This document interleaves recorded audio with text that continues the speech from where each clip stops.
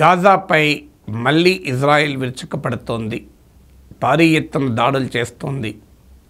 Gaza Israel మధ్య అంటే Hamas Israel మధ్య సీజ్ ఫైర్ అగ్రిమెంట్ కుదిరిన తర్వాత జనవరి తర్వాత ఇంత పెద్ద దాడులు ఎప్పుడు చూడలే.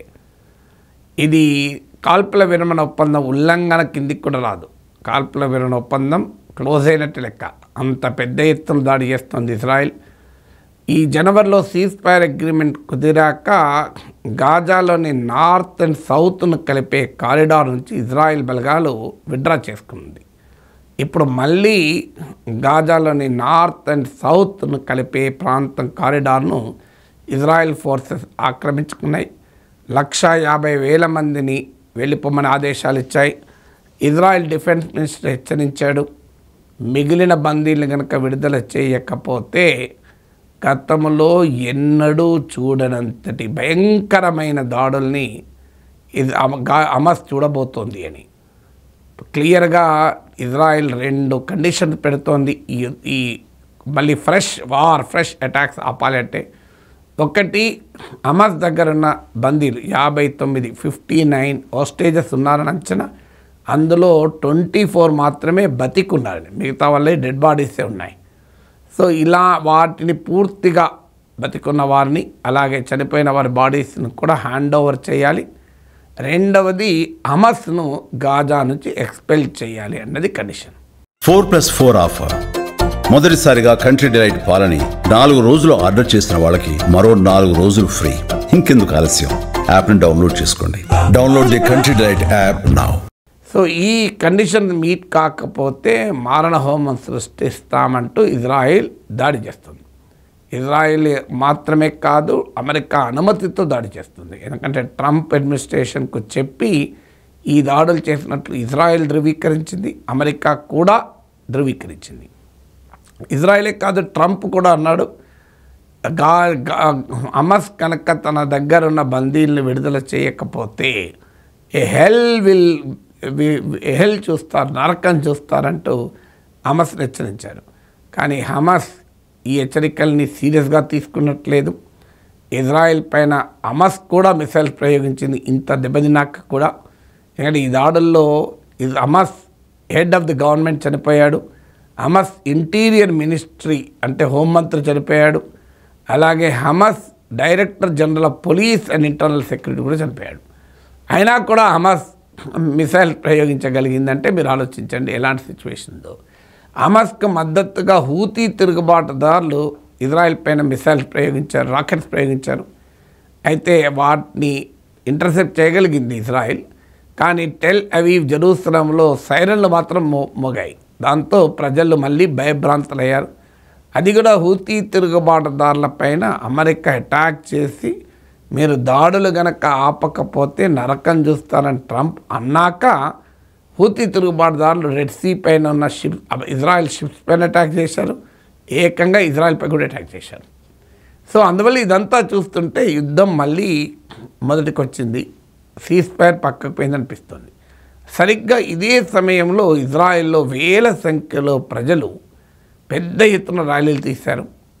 జెరూసలంలోని ఇతర చోట్ల నెతన్యాహు రిజైన్ చేయాలని. ఏంటి రెండింటికి లింకు? ఒకవైపు ఇజ్రాయెల్ గాజా పైన పెద్ద ఎత్తున దాడులు మొదలుపెట్టింది, కానీ ఇజ్రాయెల్ ప్రజలు మాత్రం ఈ దాడులు చేస్తున్న నెతన్యాహు రిజైన్ చేయాలంటున్నారు. కారణం ఏంటి అంటే ఈ హోస్టేజెస్ ప్రాణాలు ఫనంగా పెట్టి నెతన్యాహు రాజకీయ పబ్బం గడుపుకుంటున్నాడు అన్నది ఆరోపణ. ఇది ఆరోపణ కాదు, దీనికి బేస్ కూడా ఉంది. జనవరిలో అమెరికా ఒత్తిడి మేరకు సీజ్ ఫైర్ అగ్రిమెంట్ కుదుర్చుకున్న సమయంలో నెతన్యాహు ప్రభుత్వం ఇలా హమాస్తో సీజ్ ఫైర్ ప్రయత్నాలు చేస్తోంది, ఒప్పందం కుదుర్చుకుంటోంది. దీనికి నిరసనగా నెతన్యాహుకు మద్దతు ఇస్తున్న కోయలిషన్స్ గవర్నమెంట్లో కీలకమైన ఫార్ రైట్ పార్టీ మద్దతు ఉపసంహరించుకుంది. దాంతో నెతన్యాహు ప్రభుత్వము చాలా స్వల్ప మెజారిటీతో మాత్రమే అధికారంలో ఉంది. కానీ ఇప్పుడు ఎప్పుడైతే మళ్ళీ దాడులు మొదలుపెట్టిందో ఈ ఫార్ రైట్ పార్టీ అంటే ఒప్పందం ఉల్లంఘించి దాడులు మొదలుపెట్టాక తిరిగి నెతన్యాహుకు మద్దతు ప్రకటించి అధికార కూటమిలోకి వచ్చింది. దానితో నెతన్యాహు ప్రభుత్వం కీలకమైన బడ్జెట్ను పార్లమెంట్ ఆమోదం పొందగలిగింది. ఒకవేళ బడ్జెట్ కనుక ఆమోదం పొందకపోతే నెతన్యాహు రాజీనామా చేసేవాడు, ఎలక్షన్లు అయ్యేది. ఇప్పుడు ఎలక్షన్లు అయితే నెతన్యాహు మళ్ళీ పవర్లోకి రావడం అంత సులభం కాదు. అందువల్ల నెతన్యాహు తన రాజకీయ అవసరాల కొరకు, అంటే తన ప్రభుత్వము తన కూటమి నుంచి వెళ్ళిపోయిన ఫార్ రైట్ పార్టీస్ను తిరిగి తెచ్చుకోవటానికి, తనకు స్థిరమైన మెజారిటీని నిలుపుకోవటానికి, బడ్జెట్ పాస్ చేయించుకోవటానికి, తాను అధికారంలో ఉండటం కొరకే ఈ దాడులు మొదలుపెట్టారు. ఇందులో కాల్పుల విరమణ ఉల్లంఘన అనేది కన్నా కూడా నెతన్యాహు రాజకీయ అవసరాల కొరకే ఈ దాడులు చేస్తున్నాడు అన్నది ఇజ్రాయెల్ ప్రజల్లో కలుగుతున్న అనుమానం.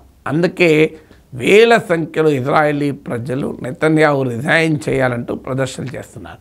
వాస్తవానికి హమాస్ ఇజ్రాయెల్ పైన దుర్మార్గంగా దాడి చేసి అమాయకులైన ప్రజలను, సివిలియన్స్ పైన అటాక్ చేసి చేయకముందు నెతన్యాహుకు వ్యతిరేకంగా ఇజ్రాయెల్లో పెద్ద ఎత్తున ప్రదర్శనలు జరిగాయి. న్యాయ వ్యవస్థ, జ్యుడిషియరీ అధికారాల కళ్ళెం వేస్తున్నాడు, ఇది రాజ్యాంగ విరుద్ధము, ప్రజాస్వామ్య విరుద్ధమని ప్రజలు తిరగబడ్డారు. మామూలుగా తిరగబడలే, వేల సంఖ్యల్లో ఇజ్రాయెల్ ప్రైమ్ మినిస్టర్ నెతన్యాహుకు వ్యతిరేకంగా ప్రదర్శనలు జరిగాయి.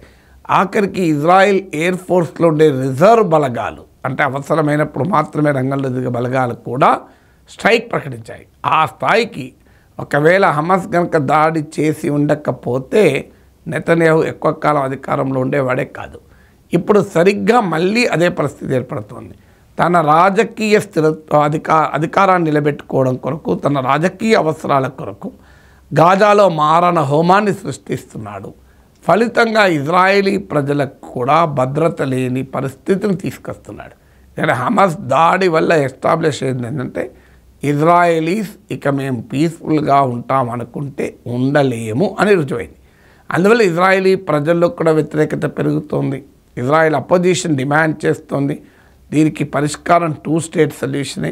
ఇజ్రాయెల్ ఉంటుంది, అరబ్లకు పాలస్తీనా ఉంటుంది. ఇది తప్ప మార్గం లేదు, లేకపోతే ఎన్ని దశాబ్దాలైనా ఈ వార్ ఆగదు అని ఇజ్రాయెల్లో ప్రతిపక్షాలు కూడా డిమాండ్ చేస్తున్నాయి. యునైటెడ్ నేషన్ రెజల్యూషన్ ప్రకారం 2 స్టేట్ సొల్యూషన్, 2 దేశాలు ఏర్పడమని నెతన్యాహు ససేమిరా అంటున్నాడు. ఎందుకంటే ఆయనకు మద్దతు ఇస్తున్న ఫార్ రైట్ పార్టీస్ పాలస్తీనా దేశం ఏర్పాటును అంగీకరించవు. అందువల్ల దేశ ప్రయోజనాల కన్నా తన రాజకీయ ప్రయోజనాల కొరకే ఈ మారణ హోమాన్ని సృష్టిస్తున్నాడు నెతన్యాహు అన్నది ఆ దేశంలో వేలాది ప్రజలు నమ్ముతున్నారు. కనుకనే నెతన్యాహు రాజీనామా చేయాలని ప్రదర్శనలు జరుగుతున్నాయి.